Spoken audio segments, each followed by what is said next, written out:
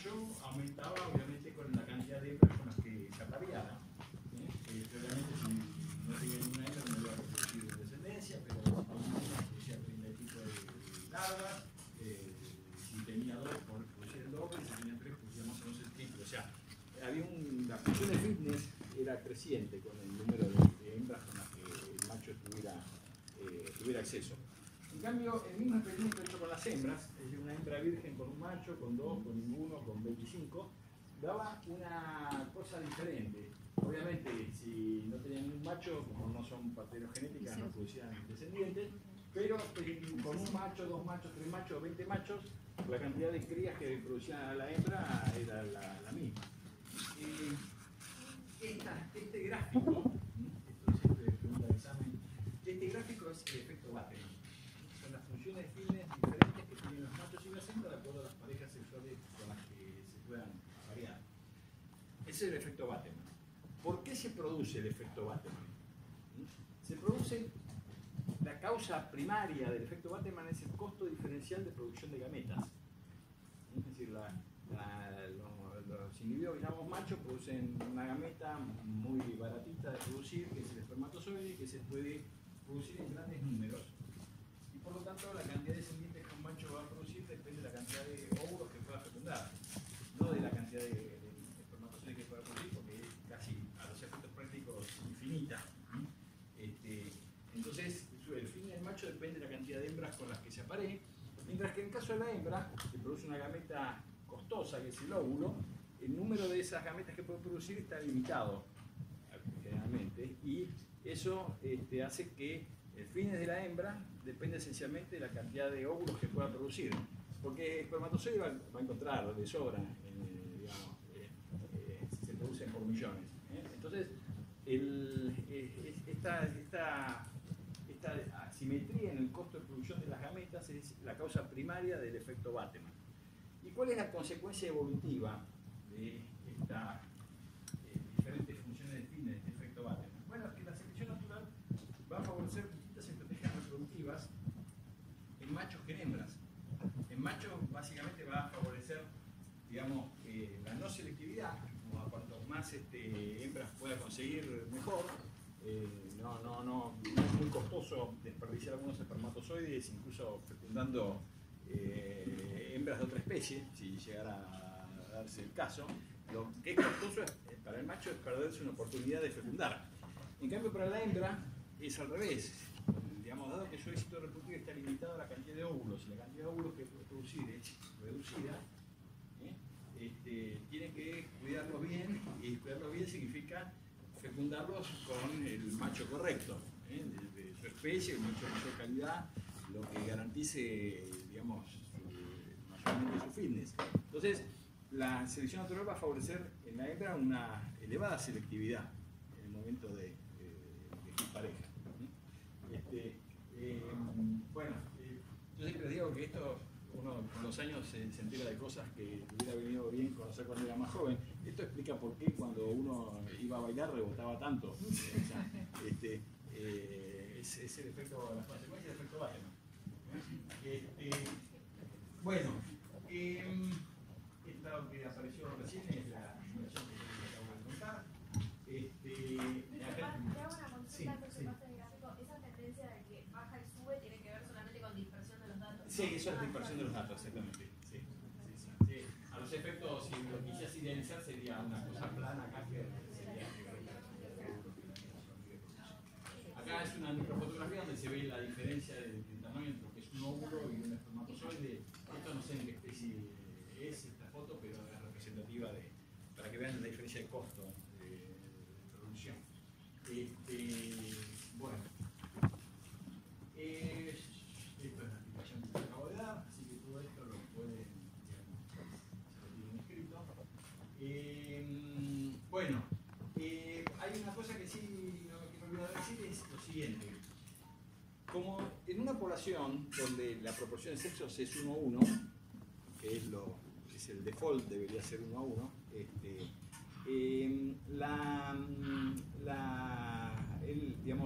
el éxito reproductivo promedio de machos y de hembras es el mismo. Lo que pasa es que lo que cambia mucho entre sexos es la varianza en ese éxito reproductivo. ¿Por qué? Porque los machos, un macho exitoso que puede fecundar a muchas hembras va a tener un alto éxito reproductivo, pero eso implica que hay otros machos de la población que no se van a poder aparear, no se van a poder aparear muy poco, así que van a tener un bajo éxito reproductivo. O sea, en promedio, el éxito reproductivo de machos y hembras es el mismo, pero la varianza en el éxito reproductivo es mucho mayor en el caso de los machos que en el caso de las hembras. Porque en las hembras la varianza va a depender de la cantidad de óvulos que produzcan, que obviamente no van a producir todas la misma cantidad, pero va a fluctuar dentro de límites dados por la fisiología normal, digamos, de la especie. Capaz que no escuché porque llegué tarde, pero sí. El éxito reproductivo se mide en el individuo. Se mide en el individuo, sí, la cantidad de hijos, bueno, podríamos decir que es el éxito reproductivo inclusivo, en realidad que habría que medir, pero acá no nos preocupamos si es el directo o el inclusivo, pero la cantidad de descendientes estamos hablando de lo que puede producir. Entonces, presumiblemente en cualquier especie, si no existiera eso, ¿sería 1 a 1 el éxito reproductivo o hay algún otro factor diferente? A ver, en promedio es el mismo, digamos, ahora, si la proporción de sexo no es la misma, el éxito reproductivo promedio de machos y hembras no va a ser el mismo. Por eso dije que es en condiciones ideales donde la proporción de sexo es igual. Bien. Acá hay algunos ejemplos concretos, reales, que ilustran este punto, donde se ve, por ejemplo, que el macho, en algunas especies acá tenemos el elefante marino del hemisferio norte, el ciervo colorado de Escocia, el hombre y una especie de gaviota. Y tenemos el éxito reproductivo máximo en cantidad de crías producidas a lo largo de toda la vida por un macho y una hembra.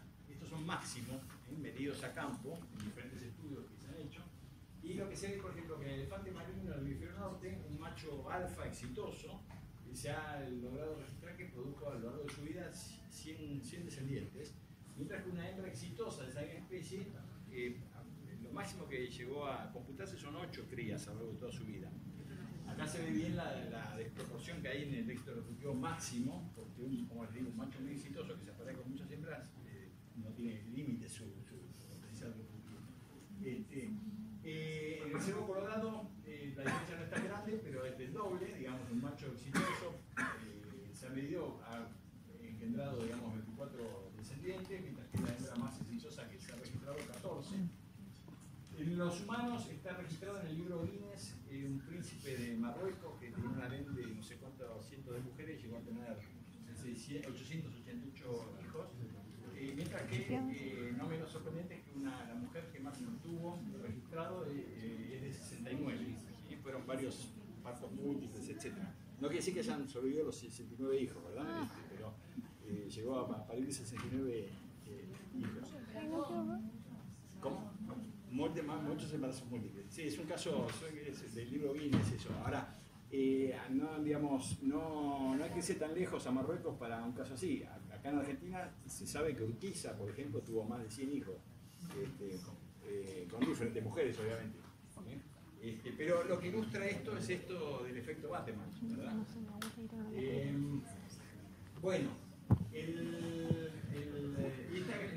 las aves en general, ilustrado en este caso por una variedad de gaviota del hemisferio norte, fíjense que la cantidad de crías es más o menos la misma en machos y hembras, y eso es porque las aves son un caso bastante particular dentro de los vertebrados, porque aunque los machos podrían fecundar muchas hembras, en la práctica no pueden producir descendencia viable y que sobreviva si el macho no se queda con la hembra a ayudar a criar a la pichonada, digamos. Por el elevado metabolismo que tienen las aves, la necesidad que tienen las crías de ser alimentadas todo el tiempo, es bastante frecuente que en las aves se da, digamos, el sistema de apareamiento, digamos, que predomina es el monógamo, es una pareja con un macho y una hembra dedicadas a la crianza de esa cría, o de ese conjunto de crías. En mamíferos, como la hembra, digamos, gesta la cría, para el macho es muy fácil aparearse y mandarse a mudar, entonces, y buscar otra hembra para seguir fecundando. Entonces, en aves no se puede dar tal cosa, porque en el caso de los mamíferos, encima de la hembra es la que amamanta, o sea, el macho tiene fácil rajarse, ¿no? Y lavarse las manos. Bueno, bien.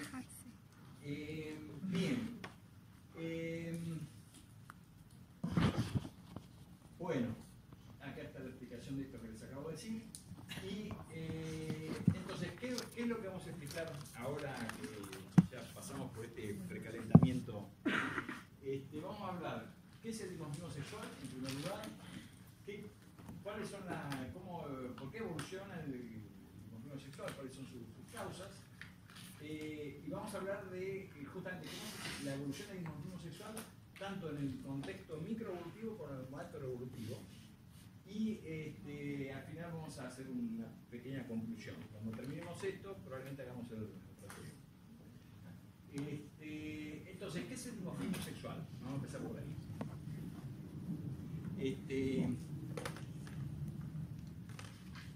Bueno, el dimorfismo sexual es toda diferencia que haya entre los sexos de la misma especie en características, obviamente heredables, se supone, que no son parte directa del sistema reproductivo. Es decir, salvo los óvulos, los ovarios y los testículos, que se consideran los órganos sexuales primarios, todo el resto de las diferencias que hay entre machos y hembras entran, podríamos decir, dentro de lo que llamamos caracteres sexuales secundarios.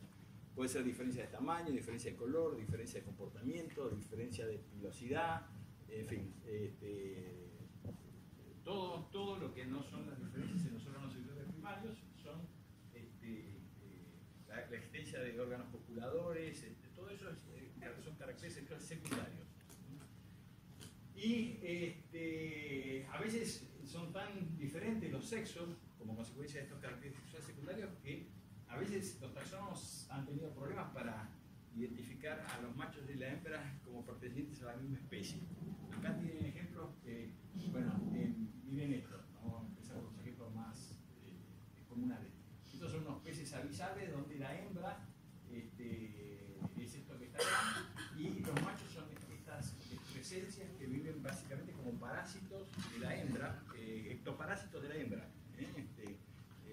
Viven ahí, su única función es estar ahí para el momento que la hembra desova fecundar a las crías. En arañas, por ejemplo, los machos y las hembras son muy diferentes en tamaño, las hembras son más grandes. Uno tiende a pensar erróneamente que en general los machos son más grandes que las hembras. Eso se da básicamente en los mamíferos y en varios grupos de aves, pero no todas.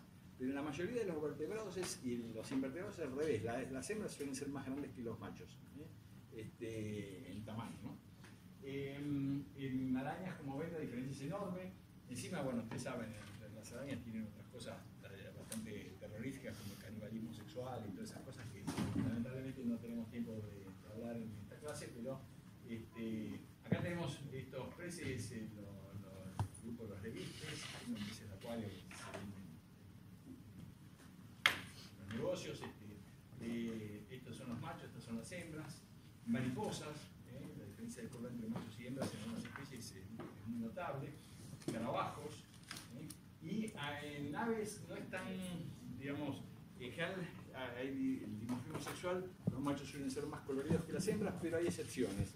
Y una excepción notable, que por eso está acá en esta diapositiva, son estos loros de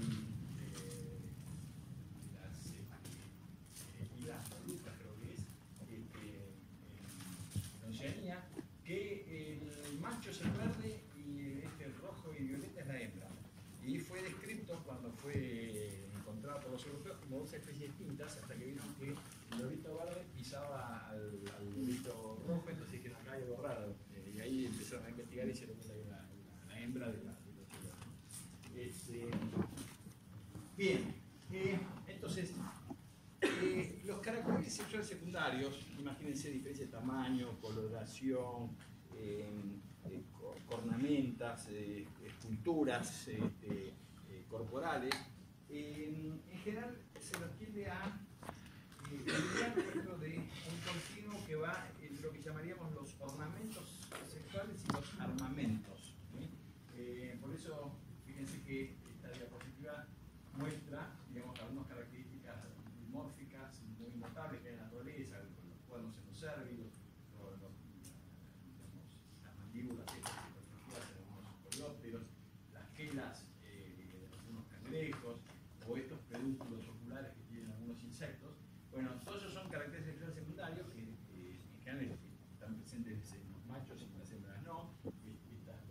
agrupando, pero en general se agrupan en un continuo que va entre lo que son caracteres que sirven como armamentos, vamos a ver para qué, y otros que son caracteres que actúan más como señales de atracción o de, digamos, de conquista. Entonces hay todo como un continuo de caracteres secundarios que cumplen estas funciones extremas. Para la lucha o para la señalización. Aunque no parezca, las plantas también tienen dimorfismo sexual, mucho más de lo que uno se imagina. Sí. Y la señalización siempre haciendo referencia A lo sexual, ahora vamos a detallar más eso. Sí. Plantas también, hay diferencias entre algunas especies de plantas que tienen sexos separados, obviamente no todas tienen sexos separados, pero la planta femenina tiene una forma de hoja, por ejemplo, que es distinta a la masculina, y hay un porcentaje no menor, digamos, el 6% de plantas que tienen esta característica. Un aspecto muy estudiado del dimorfismo es lo que se llama el dimorfismo de coloración, dimorfismo sexual de coloración, que también se conoce como dicromatismo sexual. Yo algo les comenté el otro día en el museo que para estudiar estos parches de color y ver bien cómo son, si son los machos diferentes a hembras o no, se utilizan una técnica de espectrofotometría de reflectancia que consiste en digamos, bombardear con una luz de características conocidas a la superficie del cuerpo, ya sea una ave, ya sea una araña, lo que sea que esté en una mariposa, y analizar la luz que esa superficie refleja y se obtiene un espectro de reflectancia. Esto es, digamos, la amplitud de la, digamos, reflejo, y esto es la longitud de onda.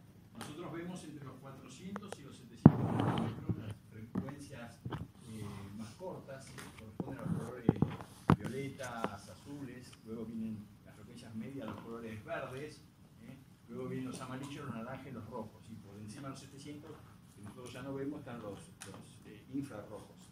Y por debajo de los 400 están el ultravioleta cercano, que nosotros no vemos, pero hay muchos animales que sí llegan a ver. Entonces, para estudiar todo eso, lo que se hace, como les digo, es bombardear a la superficie con una luz de determinadas características, y lo que se obtiene es el espectro de la luz reflejada. Entonces, un espectro, por ejemplo, que tenga esta facha, se va a ver de color azul porque refleja mucho en las longitudes cortas, alrededor de los 400 nanómetros. En cambio, esto que tenemos acá es un espectro típico de un color rojo. La mayor parte de la reflectancia se da en la longitud de onda larga, que corresponden a los 500, 600, 700 nanómetros. Como en los últimos años con esta técnica se ha descubierto que muchas aves, muchos insectos también ven ultravioleta, y hay dimorfismo sexual en coloración ultravioleta que nosotros no vemos. Hay dos bichos que pueden parecer que no son dimórficos, cuando uno lo analiza con esta técnica resulta que sí, hay dicromatismo sexual en longitud de onda que nosotros no vemos. Y acá eso está mostrado en algunas especies de arañas. También pasa en las plantas, pero no por el tema sexual.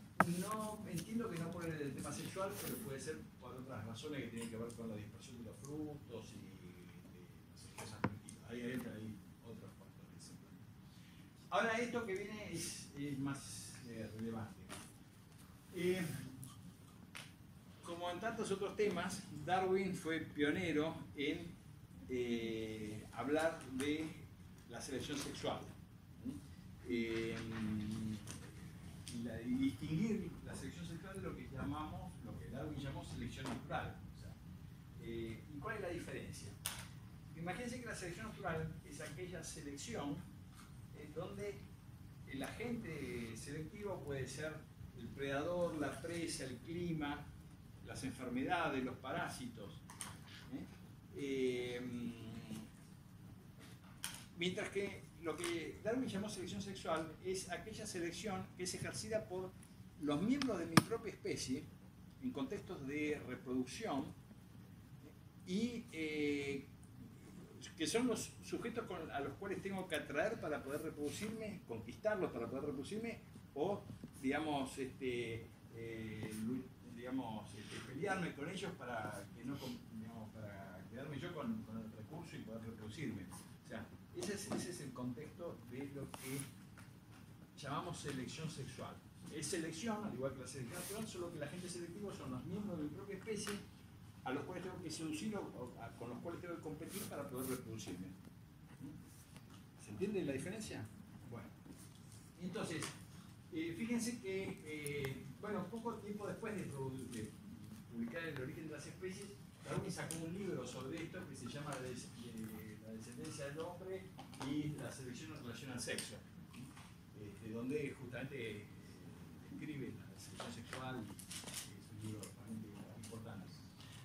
Ahora, él también discriminó entre dos tipos de selección sexual, la que llamó intrasexual y la que llamó intersexual.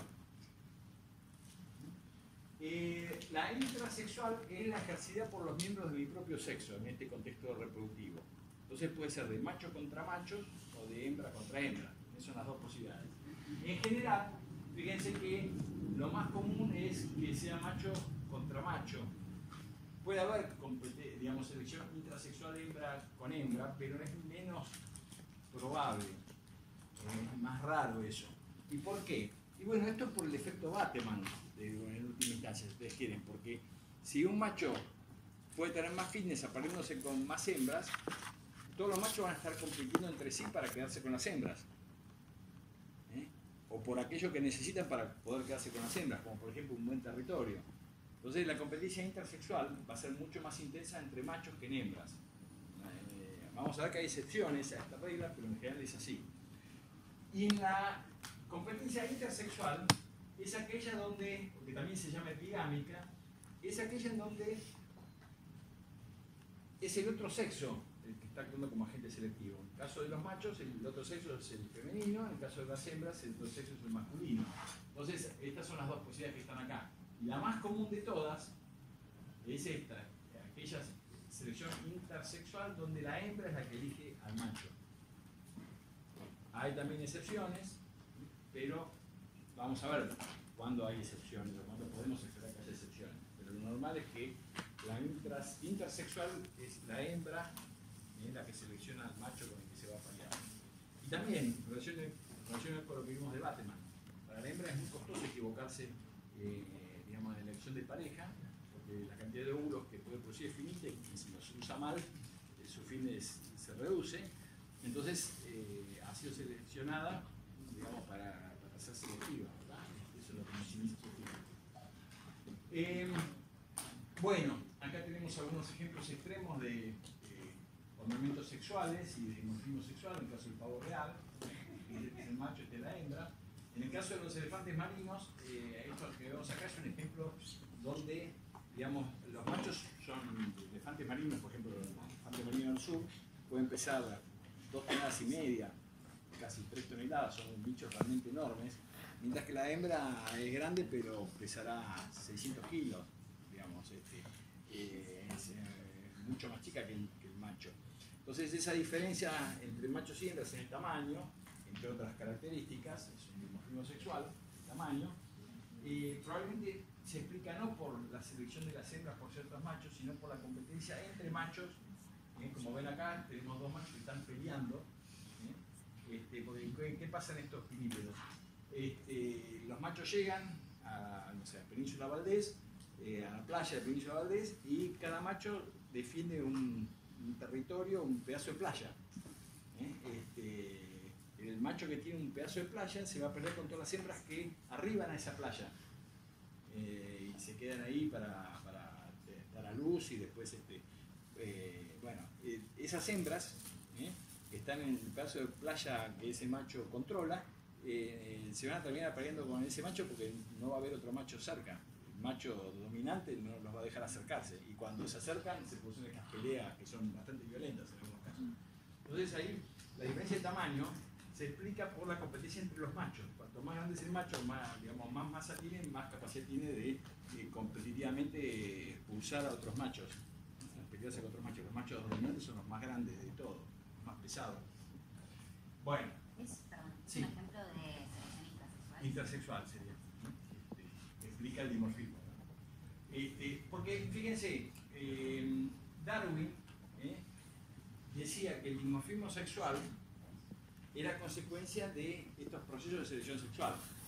Cada especie esperarán determinadas cosas. Por ejemplo, en el caso del pavo real, por ahí la elección de la hembra por los machos así ornamentados lo que produjo la evolución de esas colas, digamos, selectivamente. Produjo, no que la hembra sabía lo que estaba haciendo y que dirigió la selección. O sea, la hembra es el agente selectivo que favoreció a aquellos machos que tenían genes que les hacían tener cola más larga, ¿no? Eso me refiero. Entonces sería, digamos, que este dimorfismo evolucionó por selección intersexual, mientras que este sería por intrasexual. El tema del rol que tiene la selección sexual en la evolución del dimorfismo es uno de los pocos puntos en los cuales Wallace discrepaba enormemente con Darwin. Yo ya dije que la teoría de Darwin y Wallace se aprecia mucho y que Wallace admiraba a Darwin, pero en este tema, selección sexual, sí lo criticaba, digamos, y tenía una opinión muy diferente. Para Wallace, el dimorfismo sexual se evolucionaba por selección natural que favorecía las hembras crípticas, o sea, con coloraciones camufladas, digamos, que no resaltaran, porque como las hembras generalmente eran las que cuidaban a la descendencia, ya sea que empollaban a las crías o cuidaban a las crías, estaban mucho más expuestas a los predadores. Entonces la selección natural favoreció hembras poco conspicuas y eso generaba el dimorfismo.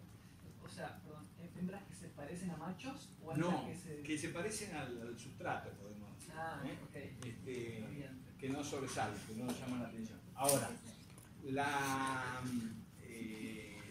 no cabe duda que Wallace no era ciego y digamos, notaba que los machos en algunas especies eran coloridos, cantaban, etc. Entonces, imagínense, además, Wallace había visto las aves del paraíso, así que fue el primer europeo en ver las aves del paraíso cuando se fue, digamos, después que sobrevivió al viaje de Sudamérica, cuando se fue a la zona del sudeste asiático, a las islas ahí cerca de Sumatra, Borneo, todas esas, que son bichos recontra, los machos recontra espectaculares en cuanto a coloración, comportamiento, vocalización.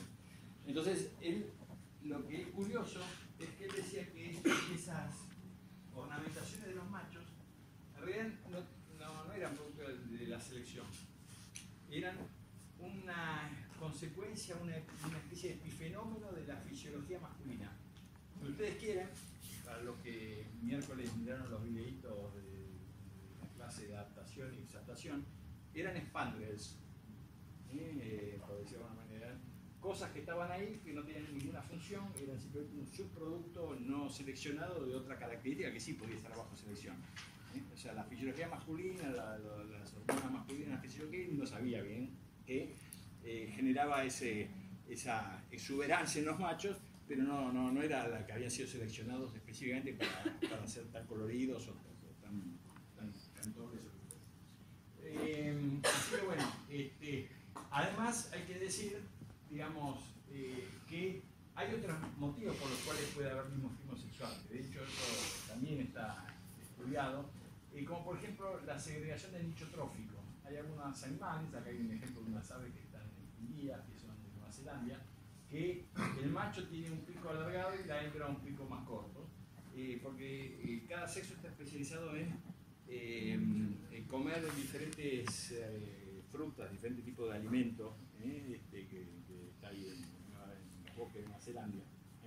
En mamíferos también predadores hay bastante escrito sobre dimorfismo sexual en relación al tipo de presa, por ejemplo, que un puma macho, un puma hembra pueden capturar. Entonces se habla de segregación de nicho trófico, y eso es más selección natural, no es selección sexual. Así que bueno, ahora, en general, digamos, me adelanto un poco para orientarlos a qué es lo que se piensa hoy en día. en general vamos a ver que la mayor parte del dimorfismo sexual en general se tiende a pensar que tiene que ver con lo que dijo Darwin, o sea, selección sexual, y también se acepta que lo de la selección natural para la cripsis actuando en la hembra también es algo que es bastante, digamos, aceptado hoy en día. O sea, lo que no está aceptado es esa idea de Wallace de que la exuberancia de los machos es un expandre. Lo anichotrófico también está aceptado porque hay estudios, pero no parece ser, es más, digamos, es más marginal como explicación, ¿verdad?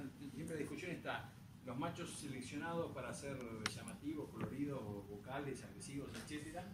Y las hembras también, por cripsis, tienden a ser muy sobrias. Bueno, ¿qué evidencias hay acerca de que lo que propuso Darwin acerca de la evolución de los ornamentos en los machos efectivamente ocurre? Darwin decía que justamente los ornamentos de algunos machos, como las colas del pavo real o de estos pájaros que ven acá, se debía a que las hembras elegían a esos machos. De alguna manera les gustaban los machos que tenían esas características. Entonces, por eso los seleccionaban y se apareaban con ellos, y eso es lo que evolutivamente llevó a que cualquier mutación que alargara la cola se fijara. Uso el término Darwin, recuerden que no conocía lo que es la palabra mutación. Pero bueno, esta idea de Darwin había que verificarla, y esto es uno de los primeros intentos que se hizo en tiempos modernos para verificar esto de que las hembras eligen a los machos por esos ornamentos. Y es un estudio que se hizo en estos pajaritos que son del género Euplectes, que son parientes de los gorriones, viven en África, los machos son el cuerpito es un bichito de este tamaño, pero la cola es así de larga. Estos bichos viven entre los pastizales en África y saltan y hacen todo como un salto con un despliegue de alas, y esa cola se ve como, digamos, como un barrilete, digamos, que el bicho vuelve a caer entre los pastos. Y así se la pasan todo el día saltando y tratando de atraer a las hembras. Estos bichos son polígamos, o sea, poligínicos, para ser más preciso, que el macho se aparea con varias hembras, pero que hacen su nido ahí dentro de ese pastizal donde él está ahí exhibiéndose y atrayéndolas. Entonces, lo que se hizo, esto es un estudio de la década del 80, lo que se hizo es agarrar una población de estos pajaritos, ver qué promedio de hembras tenía cada macho en su territorio. Lo medían en forma bastante indirecta, pero es lo que se podía hacer en esa época. Lo que medían era el número de nidos activos que había dentro de cada uno de los territorios donde estaban estos machos bailando, y eso es lo que está reflejado acá en el pictograma. Este es el número de promedio de nidos en el territorio de los diferentes machos, que ven que es más o menos parecido. Entonces, después que midieron eso, a estos mismos machos, con tijera y pegamento, empezaron a cortarles las colas y dejárselas más cortitas o alargárselas, y volver a medir si con el tiempo esos machos conseguían más hembras o menos hembras. Y lo que se ve es que aquellos machos que le habían cortado la cola perdían, digamos, éxito reproductivo, y los que se las habían alargado ganaban éxito reproductivo. Bueno, de este tipo de experimentos hay muchos, no muchos, hay algunos en la literatura, pero este resultado se interpreta como una justamente demostración que el largo de la cola, las hembras se están fijando en el largo de la cola para elegir pareja, ¿verdad? Y que por alguna razón, digamos, habría una preferencia por las colas largas. Bueno, este es otro ejemplo sobre lo mismo, pero no relacionado con las colas, sino con otro carácter sexual secundario muy notable, por lo menos en los machos de las aves, que es el canto. En la época reproductiva los machos suelen cantar, y hay especies que tienen no solo un canto, sino un repertorio de cantos que se pasan todo el día vocalizando. Se supone que es para, entre otras cosas, atraer a la hembra, ¿verdad? Entonces, un experimento similar al que veíamos antes es lo que les voy a mostrar acá en esta diapositiva. Estos son los pajaritos del género Acrocephalus, que viven en Europa.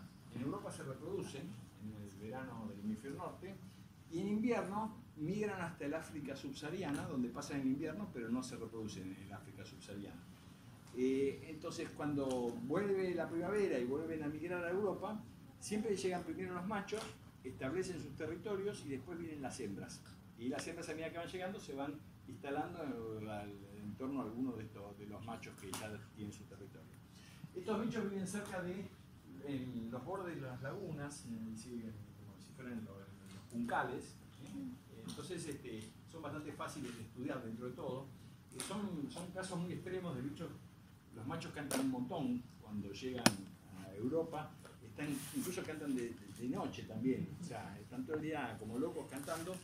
Y lo que hicieron en este estudio es analizar, en función de la cantidad de cantos que tenían en el repertorio, en qué fecha conseguían pareja.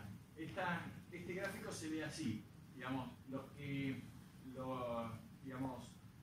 fíjense que estos son la cantidad de días que tardaron en conseguir pareja, con respecto al día de inicio de la temporada. Entonces se ve que los que tienen repertorio chico tardan más tiempo en conseguir pareja que los que tienen repertorio grande, indicando que parece que las hembras prefieren primero a los machos que tienen repertorio grande. Pero fíjense que este es un estudio de correlación, no hay ninguna manipulación experimental. Así que por esto podría simplemente obedecer a otra causa, como que por ejemplo los machos que tienen más cantos son más viejos y por eso las hembras los prefieren por viejo, ¿no? Porque cantan más. ¿No? O sea, en cambio, este que está acá es un estudio sobre lo mismo, pero de tipo ya más experimental, porque ¿qué es lo que hicieron? Acá también evaluaron el tamaño del repertorio, el efecto que tenía sobre la respuesta reproductiva de las hembras. Esto se hizo en otra especie de... No, creo que es en la misma, sí, es en la misma especie, pero esto se hizo en laboratorio, en jaulas acústicas, digamos, donde se pone a la hembra y en la jaula hay un parlante a través del cual se pasan las grabaciones de los cantos de los machos. Entonces se puede manipular con mucha precisión la cantidad de cantos de cada repertorio al que se ha expuesto la hembra, y lo que se mide es la preferencia reproductiva a través de la respuesta de cópula que hace la hembra cuando escucha ese canto grabado del macho. La hembra adopta una postura muy particular, digamos, que es fácilmente identificable en el video, entonces toda la sesión se filma.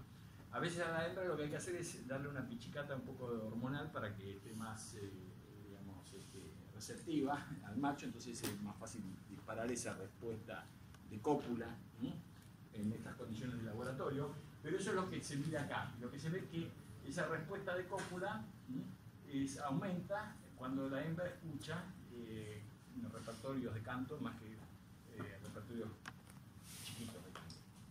Entonces, nuevamente, esto indica una preferencia de la hembra por esa característica. Bueno, ahora el canto, digamos, como veíamos en la diapositiva anterior, muestra que puede haber sido seleccionado por selección intersexual a través de la hembra. Pero también es posible que el canto sirva en la competencia intrasexual para defender un territorio de otros machos competidores. Eso también se ha estudiado, y esto que está acá es un estudio clásico hecho en Inglaterra, en un bosque, una estación experimental de la Universidad de Oxford que se llama Whiteham Woods.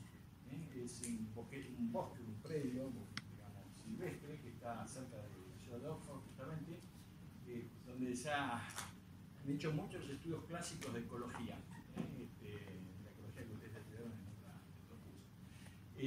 Esto que está acá es un bosque, un bosquecito, un monte, donde viven unos pajaritos que se llaman carboneros, que ya vimos en alguna clase anterior, y el monte este se dividió en 3 sectores, uno experimental y 2 sectores control. Esto que está acá es el mapeo de los territorios de los machos que viven dentro de ese bosquecillo, y lo que se hace es poner, digamos, capturar a los machos, sacarlos del bosque, se lo captura con gas y neblina, y en su lugar se instalan parlantes a través de los cuales pueden pasar varias cosas. Se reproduzcan cantos de esos machos, se pase música o se pase ruido de radio, ruido blanco, no se pase ningún sonido. La intención de esos controles, bueno, lo que se mide después es cuánto tardan esos territorios que fueron vaciados de sus ocupantes en ser reocupados por otros machos flotantes que hay en la población. Los machos flotantes son los que no tienen territorio y están buscando. Entonces lo que se mide es cuánto tiempo tarda en instalarse un nuevo macho en esa zona.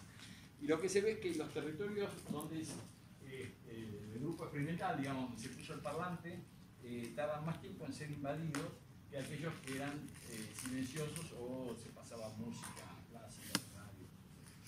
Con lo cual, digamos, un poco la conclusión es que cuando el bicho canta, esto también es algo que se da con bastante frecuencia, una señal puede tener varios significados para diferentes receptores, ¿verdad? En el caso del canto de las aves, parece ser que hay una señal tanto para las hembras como para los machos competidores, ¿verdad? En la diapositiva que yo acabo de saltearme, que es esta, es otro experimento sobre lo mismo, solo que en vez de sacar a los machos, lo que se hace es pincharles el saco aéreo interclavicular para que el bicho no pueda cantar. Es una manipulación reversible dentro de todo. Hay otras que son peores. Hay otra que es cortarle directamente la rama traqueosiringia del nervio hipogloso, que es el que inerva los músculos de la siringe, entonces el bicho queda mudo pero forever. En cambio así con el pinchazo es solo por un tiempo, queda sin poder cantar, ¿verdad?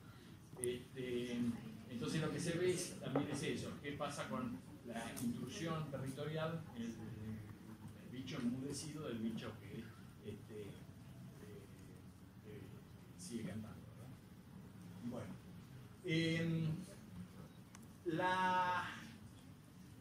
hay varias posibilidades acerca de qué es lo que, en qué se fijan las hembras cuando eligen un macho por alguna característica que tiene.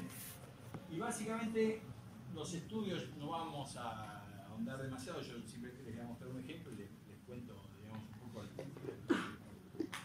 concentrado, el resumen de lo que podemos decir que más o menos sabemos, es que parece ser que las hembras cuando eligen pareja se fijan en dos cosas, o posiblemente en dos cosas, o en los recursos materiales que controla el macho. Los recursos materiales pueden ser comida, pueden ser buenos territorios, buenos sitios de nidificación, cosas de ese estilo, que garantizan que ella se va a poder reproducir bien en ese lugar, con ese macho. Y otra es lo que se llaman los buenos genes que el macho le puede aportar a su descendencia. Los buenos genes que el macho le puede aportar a su descendencia los podemos dividir en dos grandes grupos. Los genes de vigor, o sea, el macho sano, es resistente a las enfermedades, tiene buena condición, buena estamina, bueno, todo eso son, digamos, características que a la hembra le conviene que sus hijos hereden, ¿no? Aumentan su fitness, digamos. O también pueden ser genes que solamente sirvan para ser atractivos. O sea, que sus hijos van a ser exitosos reproductivamente, básicamente porque son sexys. Bueno, entonces, eso es lo que se piensa. Vamos a ver algunos ejemplos que tratan de demostrar cómo esto ocurre en la naturaleza, no solo teoría. Y vamos a empezar con un ejemplo muy bizarro, que es el de estas moscas, que en realidad se llaman moscas de patas largas, pero no son moscas en realidad, no es el orden de es otro grupo, creo que es Mecóptera o algo así. Estos bichos, para reproducirse, el macho tiene que colgarse de una rama con un par de patas y ofrecerle a la hembra un regalo nupcial, que es una presa, es otro insecto, otra mosca probablemente, está así. Entonces, si el macho se exhibe ahí con el regalo nupcial, tiene chance de que venga una hembra volando a inspeccionarlo. Y si la hembra lo acepta, se agarra el regalo nupcial, el macho no lo larga el regalo nupcial, Entonces, mientras la hembra se queda comiéndolo, el macho se aparea con la hembra. Y lo que se ve es que la cantidad de tiempo que dura el apareamiento depende de cuán grande es el regalo nupcial.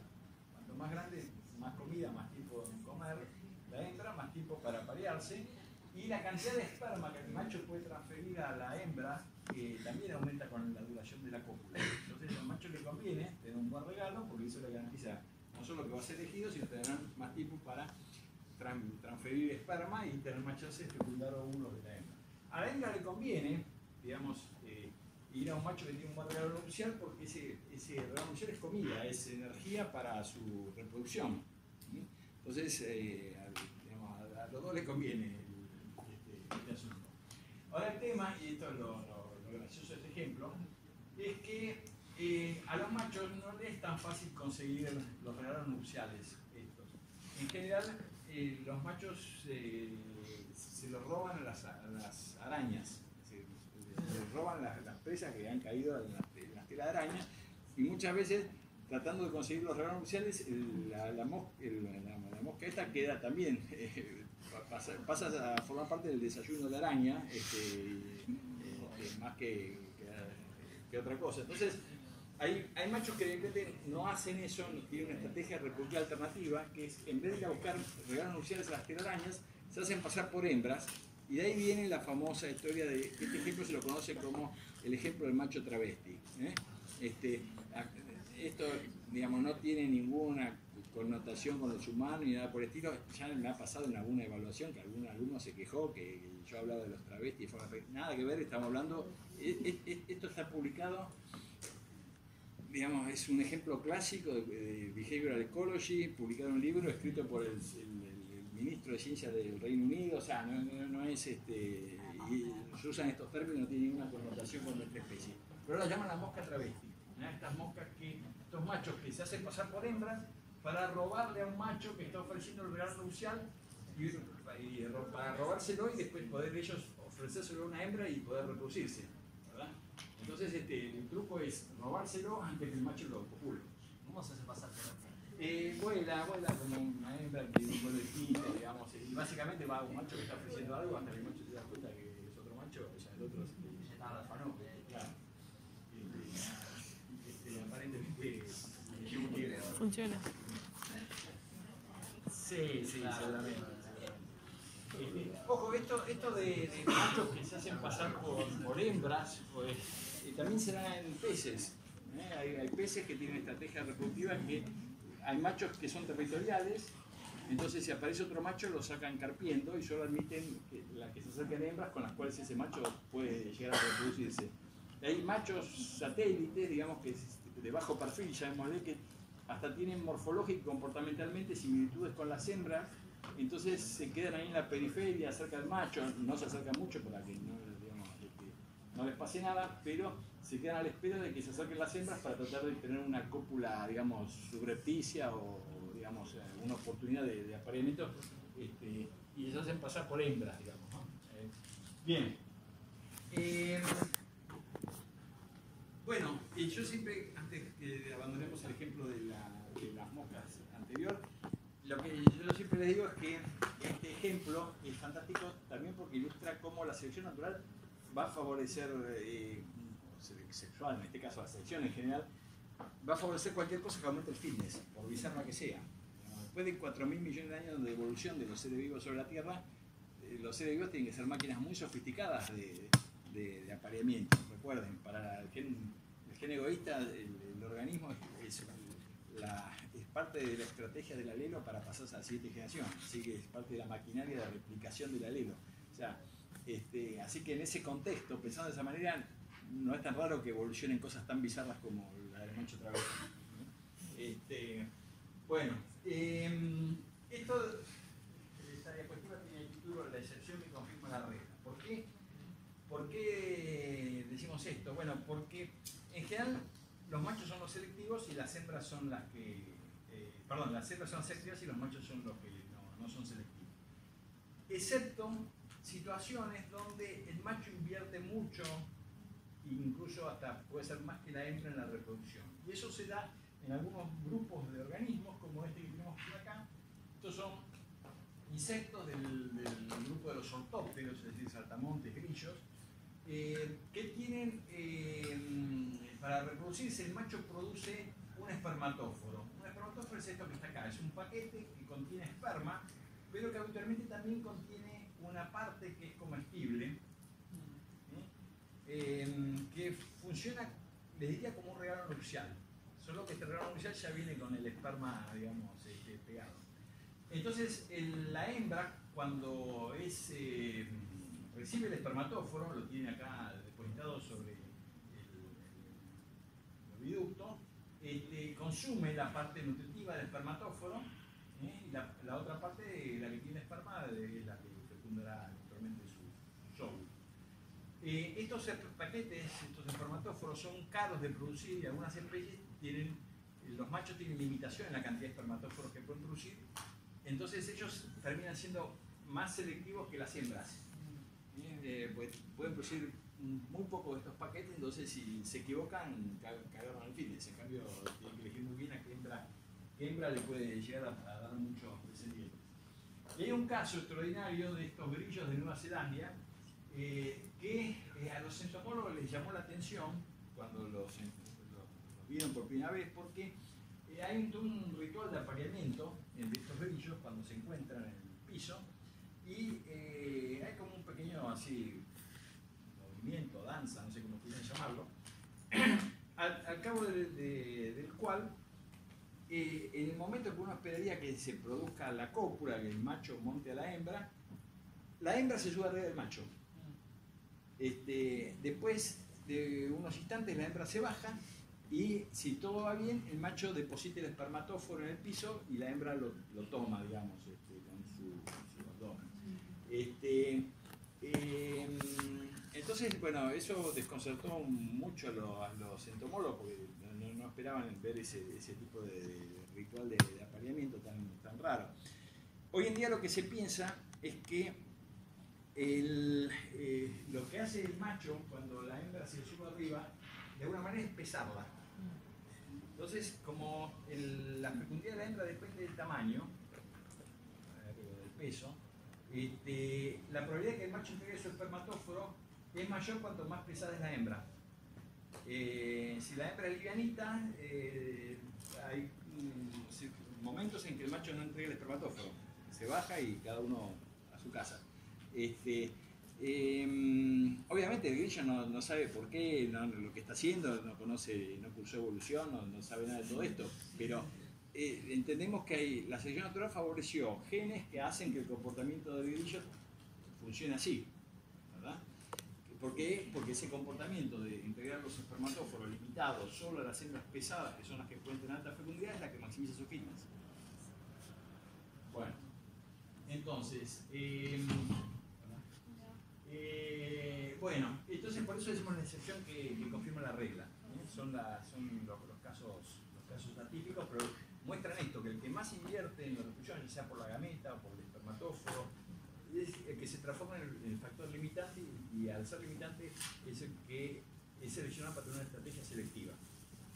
O sea, que tiene principalmente menor éxito reproductivo es el generalmente más selectivo. Sí, porque no puede cometer errores. Excepto en ¿Excepto en dónde?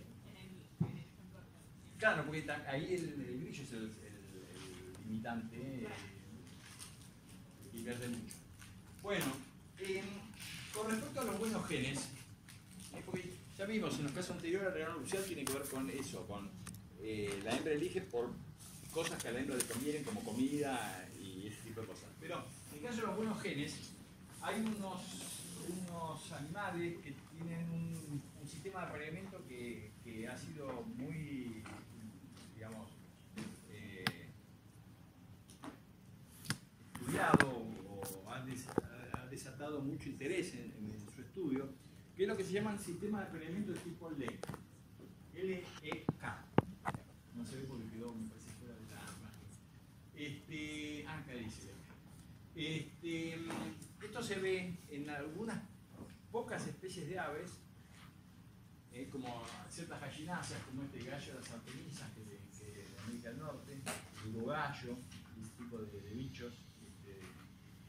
También se ve en unos bichos que hay en la selva del norte de Argentina y en general en las selvas tropicales del trópico que se llaman los bailarines, que tienen este sistema de apareamiento. ¿En qué consiste?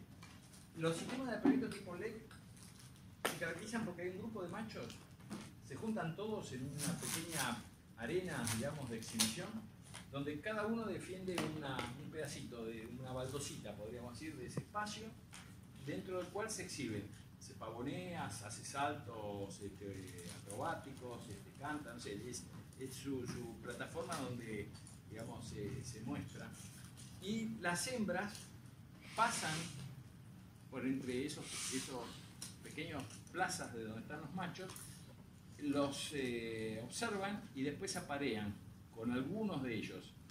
En general, todas se aparean con uno o unos pocos machos.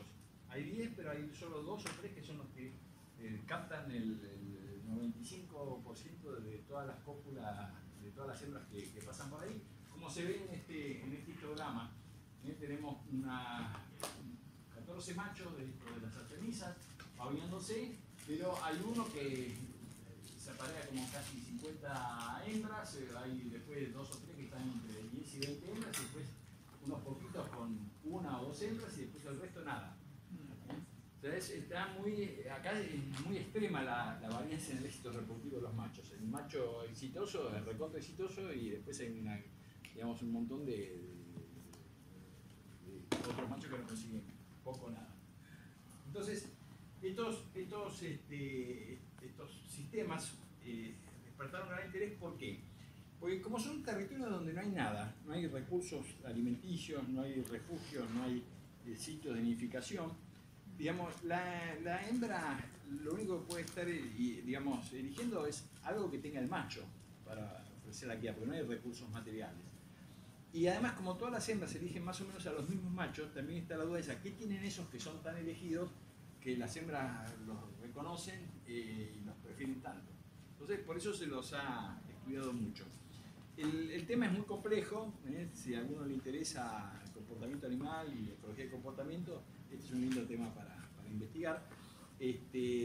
La cuestión es que en estas especies las hembras básicamente solo se aparean con el macho y después el macho no colabora en nada de la crianza, de la nidificación ni nada por el estilo. O sea, la hembra se va y se encarga del nido, de las crías, el macho solo está ahí pavoneándose.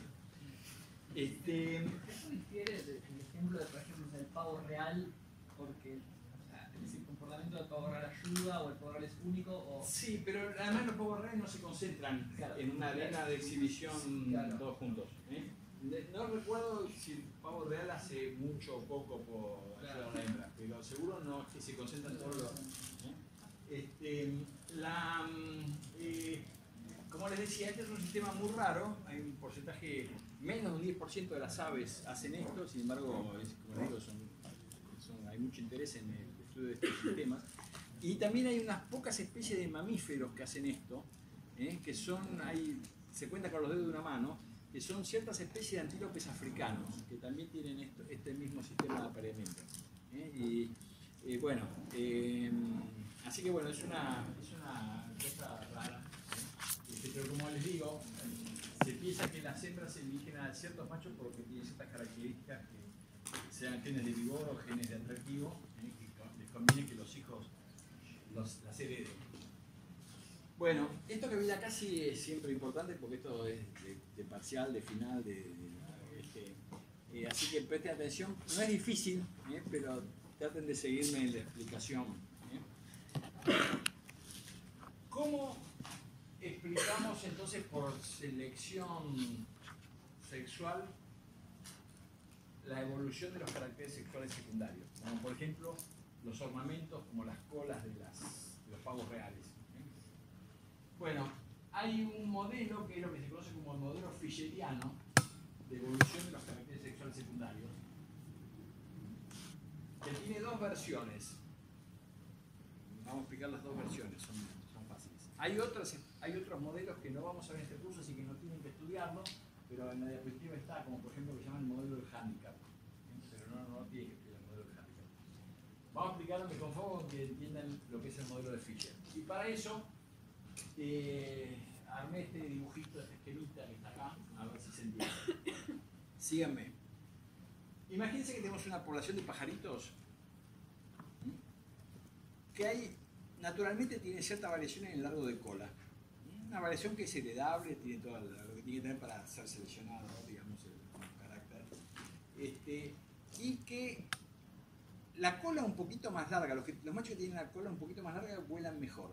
Mejor significa que gastan menos energía, tienen vuelos más acrobáticos, algo que les permite conseguir más comida o escapar más fácilmente de los predadores, entonces eso redunda en un mayor fitness. Ahora, esos machos que tienen la colita un poquito más larga, como este que está acá, digamos, serían favorecidos por selección natural. Por esto que les digo, vuelan mejor, comen mejor, escapan mejor los predadores, tienen más hijos. Ahora,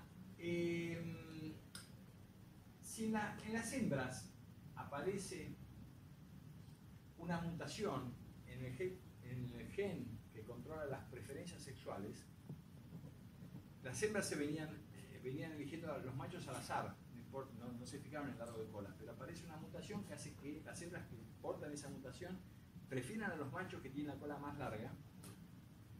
Por eso ven acá la hembra se está imaginando la cola larga, que le gusta tanto, porque es una hembra mutante. Entonces, ¿qué va a pasar? Este macho va a dejar más hijos que el resto de los machos, porque ahora hay ciertas hembras que lo prefieren a él sobre los machos de cola más corta. Las otras no eligen, se aparecen al azar, así que él recibe la misma oportunidad que tienen los demás. Pero si hay algunas hembras que tienen esa mutación, que prefieren a los machos con la más larga, que lo van a venir a buscar a él, él va a tener más éxito reproductivo. Entonces, ¿qué pasa? Cuando eso ocurra, este macho va a dejar hijos que van a ser portadores del alelo de la cola más larga, y sus hijas van a ser portadoras del alelo de la preferencia por aparearse por los machos de cola más larga. A la hembra, digamos, ¿qué ventaja tiene que aparezca la mutación que le haga preferir este tipo de macho? Bueno, porque a ella le conviene tener hijos con un macho que vuela mejor y que va a poder tener, digamos, va a escapar más de los predadores, etcétera, etcétera. Eso es más fitness en algún momento. Entonces, fíjense, así empieza este proceso que se llama de escape o de retroalimentación positiva o carrera armamentista entre el carácter preferido, que es el largo de la cola, y la preferencia por ese carácter que tienen las hembras. Cualquier nueva mutación que aparezca en la población que alargue un poco más la cola, digamos, o cualquier nueva mutación que aumente la preferencia por aparearse con los machos con la más larga, va a ser fijada porque es adaptativo. Incluso, fíjense que en algún momento, a medida que la cola se va alargando, la cola va a dejar de ser funcional desde el punto de vista aerodinámico y ya no va a permitir volar mejor o escapar mejor los predadores. Sin embargo, como las hembras se enloquecen por esas colas, a pesar de que aumente mi riesgo de predación, mi fitness todavía sigue aumentando porque las hembras me buscan a mí. Y mis hijos van a heredar esa cola más larga, aunque ya no huele mejor. Entonces, este fenómeno de carrera armamentista o de escape, que se llama, por eso el modelo fischeriano se conoce como modelo de escape también,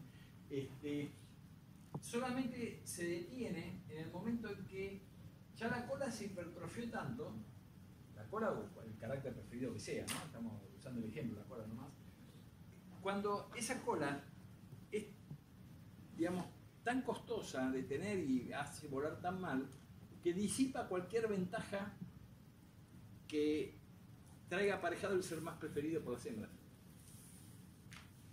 ¿Cómo podés saber que hay preferencia por la cola más larga y que no es simplemente que como se mueren menos porque vuelan mejor, porque se escapan mejor de las presas, así que quizás está cegado, no es que prefieren a los de cola larga, simplemente están vivos los de cola larga y los de cola larga están vivos? ¿Cómo se Bueno, preferencia? esto, por eso, digamos, yo estoy hablando es una explicación teórica de este modelo fischeriano, para dar cuenta de por qué evolucionan las colas largas en los ornamentos Pero lo que te quiero decir es que este modelo, esta versión que les conté, donde la cola comienza siendo adaptativa porque vuela mejor, también funciona si la cola no implica una mejora en el vuelo. Porque fíjense lo que pasa. Ahora voy a empezar a explicar la segunda versión del modelo de Fisher. El modelo de Fisher no necesita que la cola más larga sea mejor aerodinámicamente para arrancar. Imagínense que hay variabilidad neutra en la cola de los machos. Las hembras se eligen al azar, pero aparece una mutación que hace que cierta hembra o ciertas hembras les gusten los machos de cola más larga por sobre el resto. Eso automáticamente le da una ventaja a este macho por sobre los otros, y la hembra también se beneficia porque va a tener hijos con ese macho que también van a tener la cola más larga, que los va a hacer más preferidos que el resto de los machos.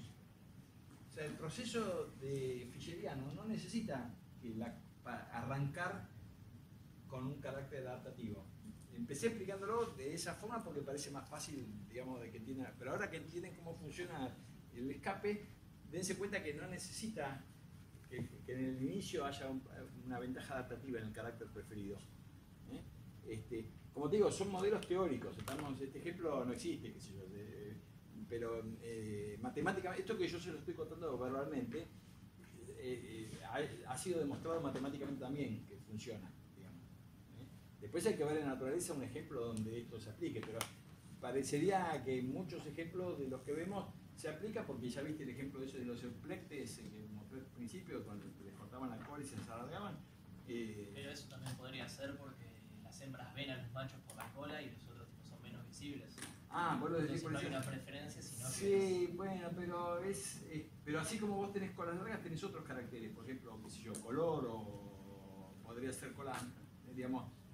No necesariamente, digamos, lo interesante de este fenómeno, es que el carácter preferido es totalmente arbitrario. Puede ser totalmente arbitrario. Claro, no, esa parte sí. El tema es que tiene una ventaja optativa. A mí me parece como más complicado asegurar que hay preferencia y que no simplemente por la ventaja. Claro, bueno, está bien, digamos, pero eso habría que explorarlo experimentalmente en un caso concreto donde trate de practicar el modelo. El modelo en la teoría, digamos, funciona y matemáticamente funciona también. Ahora, en el ejemplo natural, tendríamos que empezar por definir cuál sería el ejemplo y ver qué tipo de manipulaciones se puede hacer para descartar esos otros factores que vos propones también. Una pregunta. Sí. ¿Esta segunda versión del modelo fisheriano tiene nombre como la primera o no? No, también es el modelo escape, digamos, lo que pasa es que el modelo escape, estas dos versiones, la que tiene que ser carácter adaptativo al principio y esta segunda versión que es básicamente lo mismo, solo que no necesitas que sea adaptativo al principio. Lo interesante de esta versión segunda es que muestra que los caracteres primarios y secundarios son totalmente arbitrarios, que coincide con lo que nosotros vemos. Es decir, En ningún momento tiene que estar adaptativo. No, por eso. Es decir, no sé, imagínense muchas de las cosas, las llamadas que tienen los cantos, los repertorios de canto que tienen unos bichos, la cola del pavo real, las danzas de las aves del paraíso, todas esas, los pedúnculos oculares de algunas de las moscas que les mostré ahí, la quela esa asimétrica del cangrejo violinista. Son caracteres que parecen totalmente arbitrarios.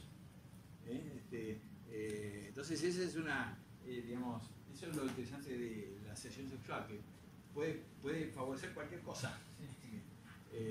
Sí. Y tenía una pregunta, cuando están las hijas y los hijos Sí. de esa pareja, ¿no se favorece un poco no se tendría un poco la endogamia si las hembras tienen un macho con larga y justamente... Bueno, podría ser, digamos, pero digamos, hay que ver cómo es la circunstancia, digamos. Lo cierto es que en principio te diría que podría ser, pero no sabemos en cuántas hembras independientemente aparece la mutación o se entiende lo que voy. Es una por el ejemplo. Poné que sea una, pero no es una, en esa familia de hembras que son portadores de ese alelo se manifiesta esa preferencia. O sea, Pero sí, en principio sí. Lo que pasa es que la endogamia no necesariamente siempre conduce a menos fitness. O sea, depende cómo se dé la demografía de la población en la siguiente generación. De esto como que me confunde un poco. Estaríamos viendo con el modelo como que la selección sexual fuera como un subtipo de selección natural, porque estás hablando de selección de la mutación de la... Es otro tipo de selección. Acuérdate, donde la gente selectivo no es el clima, no son los parásitos, no son los predadores, son los individuos de tu propia especie, sean tu propio sexo o del sexo contrario, en un contexto de elección de pareja y reproducción. O sea, es selección. O sea, esto es claro, chicos, selección natural y selección sexual son selección, siempre operan, son sistemas que tienen que cumplir con las 4 condiciones que vimos. O sea, la diferencia, si ustedes quieren, básicamente es en el tipo de agente que está seleccionando, quién es en un caso y quién es en el otro, pero también es interesante porque el resultado de la actuación de estos dos tipos de selección no es el mismo. En general se dice que la selección natural tiende a favorecer cualquier característica que aumente la eficiencia, mientras que la selección sexual tiende a favorecer cosas que resultan en la exageración, en el despilfarro. Las colas estas, los plumajes coloridos. Al dicho, esos plumajes seguramente los ponen más a los predadores. O sea, pero ¿por qué esa exuberancia? Bueno, porque si al otro sexo con eso lo conquistamos, digamos, el fitness aumenta. O sea, son selección, no son idénticos, y por eso Darwin, digamos, escribió un libro diciendo que hay dos cosas, y hasta el día de hoy, 150 años después, seguimos estando de acuerdo con Darwin. Y después otra duda más que yo tenía, que también igual va a mostrar esa duda, el tema de los genes asociados, en este caso, o sea, puede llegar a pasar que haya genes que están asociados a la selección sexual y otros que sean la selección natural. ¿Ustedes eso? Sí. Porque, o sea, me confunde un poco por el tema de lo que decía el largo de la cola, que por ahí como que sea más intrincada esa. Pero por supuesto, o sea, no te olvides, nosotros todo lo explicamos de la manera más pedorra y caricaturesca posible, digamos. La realidad es muy compleja. Yo acá digo que el gen, pero por ahí no sabemos cómo es los genes de la preferencia, si es uno, si es poligénico, o sea, cuántos modificadores tiene, o sea, esto todavía no lo sabemos. Cada vez sabemos más, pero todavía no llegamos a ese punto donde podemos tener un detalle tan fino. Pero seguro es más complicado. A mí me gusta mucho. Sí. Pensar un poco cómo empieza este proceso. Si una hembra a un macho, ¿en qué sentido el macho en Fuera se ve beneficiado si una hembra con la mutación? Claro, todo el resto de las hembras eligen al azar. Entonces ese macho que tiene, además de todas las que eligen al azar, hay una que lo prefiere a él, tiene más fines que el resto que no tiene la característica que lo hace preferido por esa hembra.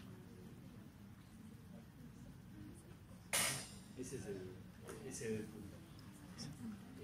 Bueno, nada. Como les digo, no vamos a hablar del tema. El tema de handicap que está abajo es muy interesante.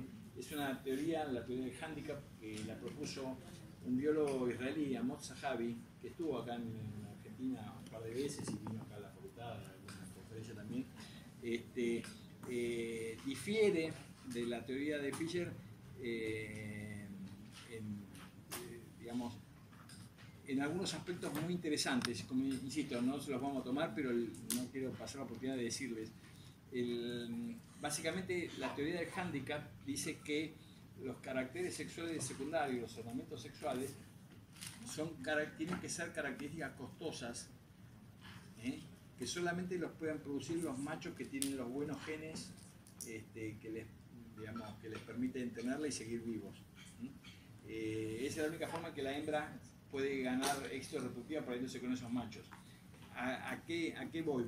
Y esto voy a hacer una analogía, simplemente para que vean por dónde viene el razonamiento. Si yo quiero saber qué machos son buenos, tengo que fijarme en una característica tan costosa de producir o tan difícil de producir que solo los que son realmente buenos las pueden exhibir. los otros que no son buenos tienen que haber muerto en el intento de exhibirlo, directamente no la exhiben. O sea, ellos seleccionan en tener la característica. Es decir, claro, es como por ejemplo si vos, y él digamos, tiene un montón de analogías muy interesantes, por ejemplo, si vos estás jugando a diferentes corredores en una maratón, digamos, y ves uno que viene corriendo la maratón con una bocha de hierro atada al tobillo, bueno, ese es el mejor de todos los atletas, porque aún teniendo la bocha de acero que pesa 10 kilos, teniendo un tobillo, corrió a la par de los otros que no tienen nada, ese claramente es el que tiene los mejores genes o la mayor estamina. Entonces, los handicaps son eso, son características tan costosas que garantizan que la hembra al elegir ese macho tiene los mejores genes para sufrir. Entonces, la diferencia con en el resultado final, la teoría de Fisher y la teoría de handicap predicen el mismo resultado, y es que el carácter sexual secundario está exagerado. Pero la diferencia, una de las diferencias, no es la única, entre el handicap y la teoría fischeriana es que para la teoría fischeriana el ornamento, el carácter sexual secundario es arbitrario. Básicamente cualquier cosa que le guste a la hembra puede transformarse e hipertrofiarse y ser un carácter sexual secundario que también termina siendo costoso porque se hipertrofia. Pero en el caso del handicap, el carácter sexual secundario es una señal no trampeable honesta de las características del macho. Porque un carácter arbitrario no necesariamente indica algo. Un carácter cuyo costo está intrínsecamente ligado a la característica que se quiere comunicar no es trampeable. Y acá, para que entiendan la lógica de esto, un ejemplo también bastante burdo. Imagínense que yo quiero hacerme pasar por ricachón. Entonces, ¿qué hago? Gasto todo mi sueldo, me compro una camisa nueva, un pullover, una campera más o menos linda, zapatos nuevos, y voy a bailar a ver si tengo suerte y levanto algo. Entonces el que me ve dice, mirá, Ahora, si yo quiero demostrar que realmente control, soy rico o millonario, lo que tengo que hacer es prender cigarrillo con billetes de $100, quemar la plata delante de gente, porque solo el que tiene la plata lo puede hacer. ¿Entiendes? La teoría de handicap funciona de la misma manera. Las características sexuales secundarias tienen que ser características tan costosas que solo los buenos machos las pueden exhibir, y además características que son costosas en el sentido de la característica que se quiere comunicar o que la hembra está eligiendo, no una característica arbitraria. Tener una buena camisa no significa que tengo plata. En cambio, como les digo, prender el cigarrillo con billete de $100 significa que tengo plata. Bueno, Una pregunta sí. con el modelo anterior, con el de Sí. Fisher. ¿Por qué se le llama modelo de escape? Por esta retroalimentación describe positiva entre la preferencia de carácter preferido. O sea, O runway. La palabra en inglés es runway. runway. Runway. Sí. Bueno, hasta acá entonces me siguieron. Bueno, acá esto es apasionante, toda esta parte, de la teoría. Ahora, si esto les parece curioso, van a ver lo que viene ahora. Vamos a hablar, hasta lo que vimos antes, hasta Fisher y bueno, lo que les conté del handicap, son, si ustedes quieren, modelos microevolutivos de la evolución de los caracteres sexuales secundarios. Ahora vamos a ver una explicación un poco más macroevolutiva. ¿Y por qué digo esto? Bueno, porque como ven acá ya estoy dibujando filogenias y quiero llamar la atención sobre un fenómeno que se ha descubierto, que parece muy loco, pero que no lo es tanto después cuando lo piensan, que es lo que se llama el modelo de explotación sensorial. Esto que tienen acá son unos pececitos acá de Sudamérica, los peces espada, Sudamérica y Centroamérica, ¿no? Norte de Sudamérica y Centroamérica. Se llama pez espada porque los machos tienen los radios inferiores de la aleta caudal hipertrofiados, la hembra no tiene la cola así, como ven la hembra que está ahí abajo.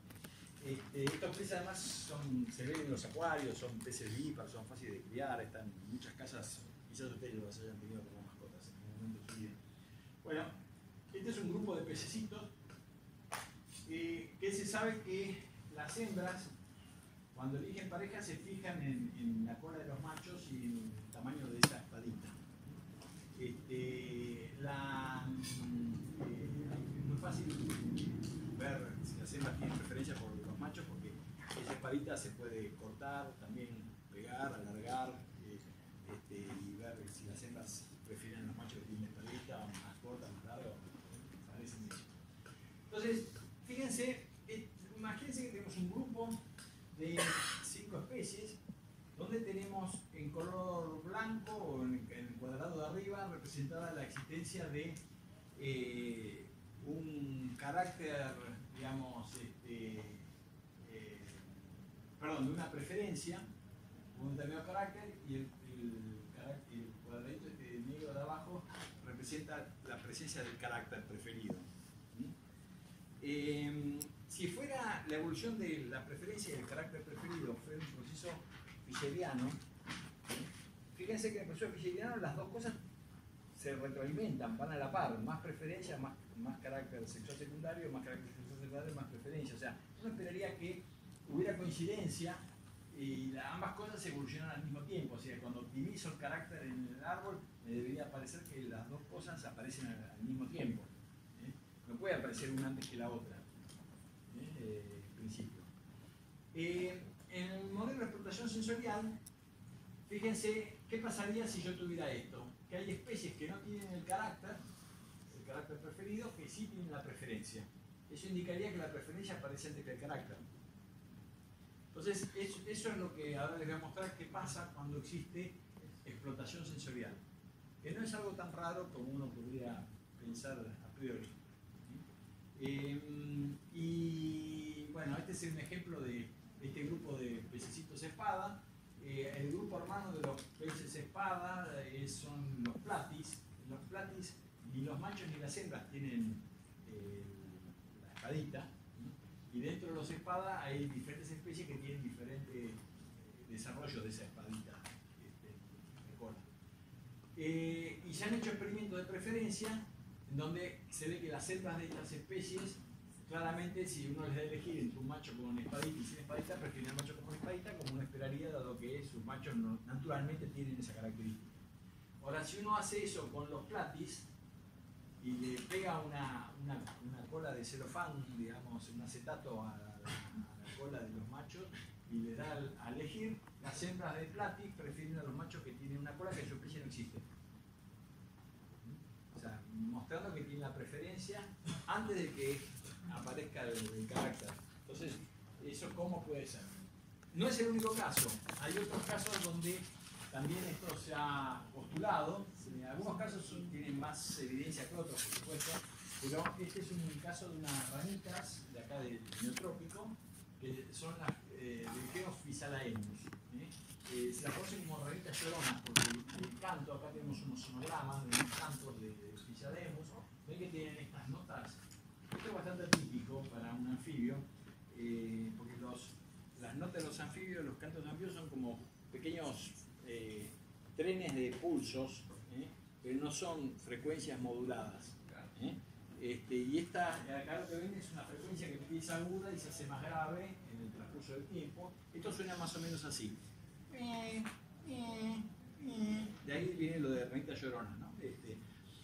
Ahora, los cantos de las ranitas lloronas tienen esta nota que se llama el whine, pero también hay algunas especies que además del whine tienen estas pilas de notas breves que se llaman chucks.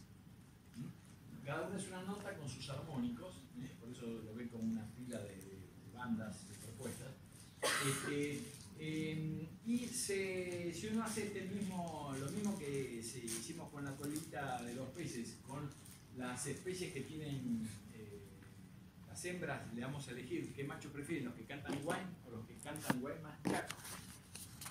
Todas las hembras prefieren los cantos que tienen whine más chuck, aunque su especie no cante chuck. sea, lo mismo que el ejemplo de antes, solo que acústico en este caso. Sí, todas las especies tienen wine, solo algunas tienen chuck, pero todas las hembras les gustan los chucks, aunque en su especie nunca se haya visto esa característica. Este ejemplo está un poquito más discutido que el anterior por lo siguiente. Resulta que, por un lado, la filogenia de ese grupo de Physalaemus no estaba tan sólida como uno quisiera, entonces si cambia la filogenia, cambia la optimización de los caracteres y la interpretación puede ser diferente o ambigua. Pero además pasa algo en los ambientes naturales donde estos bichos viven, y es que son predados por ciertas especies de murciélago que también se orientan acústicamente hacia las presas. Entonces, y se sabe que tanto el canto, pero sobre todo los chucks del canto, al murciélago le sirven para ubicar a la presa y predar. O sea, a una ranita, si canta mucho chuck, por ahí viene un murciélago de estos y se la come. Entonces, lo que se piensa es que quizás en este grupo de ranas, en realidad, las especies que carecen de los chucks los tenían y los perdieron como consecuencia del aumento de la predación. Entonces hay una pérdida de ese carácter, porque el costo, digamos, de selección natural, de mantener esa característica es tan alto que le conviene ser menos atractivo, pero llegar vivo y tener una chance de reproducirse, ¿verdad? Y eso ya no sería explotación. Eso no sería, por eso digo, este ejemplo es más controvertido, pero si lo aceptamos sin esta discusión sería como el caso anterior de los peces. Pero no podría ser un ejemplo de handicap, tipo, es un costo para el que tiene. Bueno, lo que pasa es que acá, yo por eso no quería hablar con el handicap para que no se enloquezcan. Lo que pasa es que el costo, claro, no cabe duda que la predación es un costo. O tiene que ser a nivel fisiológico. No. Lo que habría que ver es que si ese costo tiene relación con lo que le conviene a la hembra, para que sea handicap, no sea otra cosa. Hay otros ejemplos, esto que está acá, para que pasar un ejemplo de invertebrados, son los ácaros acuáticos, o sea, los ácaros son parientes de las arañas, digamos, estos viven en el agua y cazan copépodos y ese tipo de bichitos que viven en el agua. Entonces, lo que hacen estos bichos se separan con las patas abiertas así, son ciegos, ya no creo que no ven algo más, pero detectan el pasaje de la presa por los movimientos del agua, la vibración cada vez que el copépodo mueve sus apéndices, eso genera una onda, digamos, que el bicho reconoce, y cuando le pasa cerca lo agarra y se lo muerde. Pero los machos en algunas especies de este grupo han, digamos, desarrollado para el cortejo un comportamiento que consiste en acercarse a la hembra y mover un par de sus apéndices, hacerlos vibrar como si fuera un copépodo que está nadando. Entonces la hembra se le tira encima y se encuentra que está Don Juan o Romeo en vez de copépodo. Entonces, algunos interpretan esto como un posible también caso, una forma de señalización sexual que explota sensorialmente un comportamiento de la hembra que está, evolucionó por motivos alimenticios, Este ejemplo es controvertido también porque, según la filogenia de estos bichos, es ambigua cómo se optimiza la aparición de un carácter o el otro. Entonces está disputado si puede ser algo de explotación sensorial o no. Claro, eso era la duda. Sí. O sea, yo entendía que explotación sensorial era que estaba de antemano él prefería algo. Sin duda, por eso digo, es un caso disputado. Depende de cómo se optimice esto, cómo se resuelva esta filogenia, porque fíjense que acá tenemos también una politomía, o sea, no es un caso tan limpio como el de los pececitos que fue el primero. Después acá hay otro, este es un ejemplo que tiene que ver con, estos son cíclidos africanos, un grupo de peces muy diverso, digamos, también muy usado en acuarismo, digamos, hay algunas especies de estos peces que tienen unas manchitas color crema en la aleta anal, mucho detalle. Estos bichos, los machos, construyen nidos en el fondo del lago donde viven y atraen a las hembras digamos, hasta donde han construido el nido para que las hembras desoven en esos nidos y ellos puedan fecundar los huevos una vez que las hembras desovan. Pero hay una diversidad muy grande bastante compleja de cómo son esas ceremonias de apareamiento en estos bichos. Hay algunas especies donde la hembra directamente pasa y deja los huevos y después el macho va y fecunda. Hay otras donde la hembra deposita los huevos, el macho los fecunda, después los agarra en la boca, la hembra, o sea, ahí hay toda una variación. Pero en las especies estas donde las hembras recogen los huevos en la boca, hay unas especies donde los machos los fecundan una vez que la hembra los tiene dentro de la boca, los huevos. Entonces, en algunas de esas especies se piensa que estas manchitas que parecen huevos hacen que la hembra se acerque al macho para levantarlos, y en el momento que se acerca, el macho libera el esperma que entra en la boca de la hembra y fecunda los huevos que ya están adentro de la boca de la hembra. Así que bueno, este es un caso también curioso, por eso se lo contaba. Pero se han hecho experimentos mostrando que hay especies, estos son unas especies de fraguelcillo del hemisferio norte, que hay especies que tienen un penachito acá de plumas en la cabeza, muy simpático, pero uno le puede manipular ese penacho y lograr a veces crear bichos que no existen, que a las hembras les gustan, como reproductivamente. El caso más bizarro, un caso muy bizarro experimental que hace unos años se publicó, es de estos pajaritos que acá se conocen como diamantes, se ven en las pajarerías. Estos pajaritos se estudian mucho para diferentes modelos experimentales de diferentes cosas, pero una de las cualidades que tienen es que son chiquitos, comen poco, se pueden tener grandes números en la jaula, son perfectamente domésticos, o sea, por eso se los estudia tanto, y construyen nidos con plumitas. Recogen plumitas y hacen nidos y ahí empollan cualquier cosa que uno les ponga dentro del nido. Por eso los que crían canarios muchas veces, cuando las hembras no quieren empollar los huevos que ponen, se los ponen a estos porque estos empollan cualquier cosa.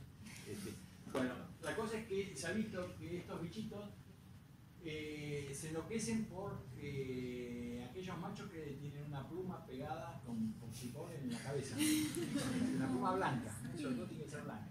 Obviamente esto no existe en la especie, pero es como un superestímulo que hace que las hembras se enloquezcan por estos machos. Nadie sabe a ciencia cierta por qué esa preferencia. Algunas piensan que es porque como utilizan muchas plumitas sueltas para construir el nido, como que su sistema nervioso está muy seteado para reconocer y ser atraído hacia ese tipo de estructura, digamos. Bueno, la cosa es que, insisto, esto es otro ejemplo de lo que podría ser una explotación sensorial fabricada por el hombre, porque en realidad los etólogos clásicos, Conrad Lorenz, por ejemplo, Nico Tinbergen, ya en la década de, 1930, ya habían estudiado cosas que llamaban superestímulos. ¿Qué son los superestímulos? Eran estímulos que eran más potentes que los estímulos naturales para desencadenar una respuesta. Yo recuerdo cuando era chico tenía un libro de una serie que se llamaba Life. Había un volumen, por ejemplo, sobre las aves, otro sobre los mamíferos, otro sobre los peces, pero había uno que era sobre el comportamiento animal. Y a mí me alucinaba, era un libro de divulgación, pero tenían lindas fotos, qué sé yo.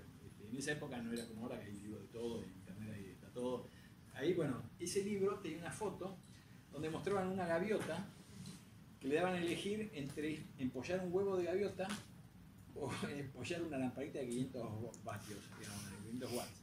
Y que no tenía nada que ver con huevos, era transparente, era mucho más grande, tenía forma de pera, no de huevo. bueno, el culote era metálico. Bueno, la cosa es que la gaviota iba derecho a empollar a la bomba de 500 watts, porque era un super estímulo. Entonces, la naturaleza está llena de, digamos, sesgos perceptuales que hacen que el tema de la explotación sensorial sea probablemente un mecanismo de evolución bastante común en la naturaleza. ¿Y por qué existen estos sesgos?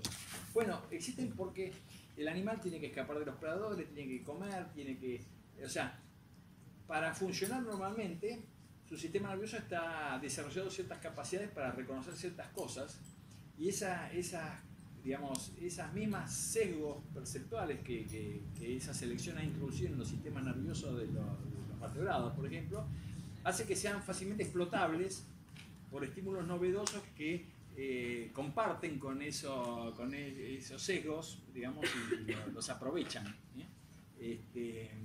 Entonces, no es tan extraño pensar que puede existir explotación sensorial. Y por eso en los últimos años, de entrada sorprende, pero después uno empieza a pensar y tiene bastante sentido, ¿verdad? Bueno, vamos a ver qué sigue antes del recreo. Bueno, esto lo podemos pasar por alto si a alguno le interesa, pues esto estaba porque como en la visita del museo vieron cabezas de bichos que tenían cuernos grandes, hay toda una discusión acerca de muchos de estas cornamentas de los bóvidos son ornamentos sexuales secundarios, y hay toda una discusión de por qué, para qué sirven estos ornamentos. ¿Son para atraer a las parejas sexuales? ¿Son para defenderse de los predadores? Hay especies donde los machos los tienen y las hembras no, pero también hay algunas especies donde las hembras tienen ciertas cornamentas que son más chicas que las de los machos, pero hay toda una relación aparentemente entre digamos, en las hembras el riesgo de predación y la posesión de cuernos más chiquitos que los machos, pero cuernos al fin. Entonces, bueno, hay una serie de estudios también utilizando métodos que ya vimos, el mapeo sobre la filogenia, las características, y después analizando con contrastes que pueden deducir o discuten qué tipo de hipótesis explica por qué el dimorfismo sexual y por qué, en qué especies y por qué las hembras tendrían cuernos. Si a alguno le interesa, hay entonces, para terminar esta parte antes del recreo, en este contexto de macroevolutivo de la evolución de la caracteres sexual secundario, el dimorfismo sexual, quiero hacer hincapié en lo siguiente. Cuando uno tiene dimorfismo sexual, esto sería una especie donde el macho tiene una característica que la hembra no tiene, así que sería dimorfismo, y acá sería monomorfismo, porque tanto macho como hembra tienen la misma estructura. Digamos, la explicación darwiniana, por decirlo de alguna manera, encaja en este esquema. ¿Sí? La condición plesiomórfica es el monomorfismo, y en alguna línea aparece el carácter sexual secundario y se hipertrofia, y tenemos dimorfismo sexual, ¿sí? Por algún tipo de proceso de selección sexual. Pero también uno puede tener dimorfismo, como tenemos acá, a partir de una condición de monomorfismo pero hipertrofia. Simplemente que acá lo que hay es una pérdida del carácter en las hembras. Entonces acá la explicación de la selección sexual para explicar este dimorfismo no es la misma que acá. Acá puede ser lo que decía Wallace, hay una selección para evitar la predación en las hembras y fomentar la cripsis. La cripsis, el camuflaje. Entonces, bueno, y acá tenemos dos escenarios a partir de los cuales puede evolucionar el monomorfismo, ya sea porque se pierde en los machos el carácter desarrollado, o porque se desarrolla en las hembras el carácter ornamental. O sea, cada contexto, o sea, podemos llegar a dos situaciones de dimorfismo por dos caminos distintos, también a dos situaciones de monomorfismo por diferentes rutas. Así que esto quiero hacer hincapié en que el dimorfismo sexual es un fenómeno muy extendido y hay distintos tipos, ya vimos tamaño, color, canto, etc. Pero hay diferentes procesos que pueden producir dimorfismo sexual. Así como decía Darwin, como decía Wallace, etc. Ahora, por eso, porque diferentes procesos pueden producir dimorfismo sexual, no se puede usar como se ha venido usando hasta casi la actualidad, muy sueltos del cuerpo. El dimorfismo sexual es una medida indirecta o subrogante de la selección sexual. como es difícil medir la selección, muchos autores dicen, bueno, yo tengo especies que son muy dimórficas, bueno, acá tiene que haber mucha presión de selección sexual. ¿Sí? Pero esa inferencia no está asegurada.